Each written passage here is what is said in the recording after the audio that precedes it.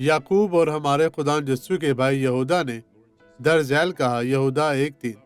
ए प्यारो, जिस वक़्त मैं तुमको उस निजात की बाबत लिखने में कमाल कोशिश कर रहा था जिसमें हम सब शरीक हैं, तो मैंने तुम्हें ये नसीहत लिखना ज़रूर जाना कि तुम उस ईमान के वास्ते जान फिशानी करो जो मुकद्दसों को एक ही बार सौंपा गया था। खुदा आपके लिए यही चाहता है।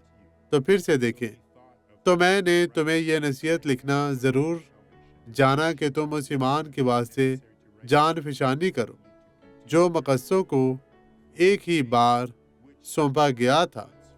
तो इसके लिए दिलजोई से मुकाबला करें, क्योंकि इस तरह आप खुदा को खुश करते हैं और वो आपके लिए खुश होगा। खुदा आपको बरकत दे।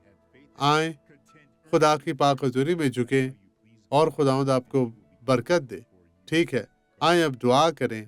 बाप, तू जो बुजुर्ग और अजीम खुदावंद है, मैं इन तमाम लोगों के लिए दुआ गो हूँ जो तेरी मदद के मोहताज है। खुदावंद, तू इन्हें बड़ी बरकत दे। इन्हें छू पाक साफ और मसा कर।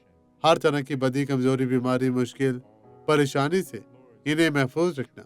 मेरे नासरीन, रहम कर खुदावंद, जलाल के बादशाह।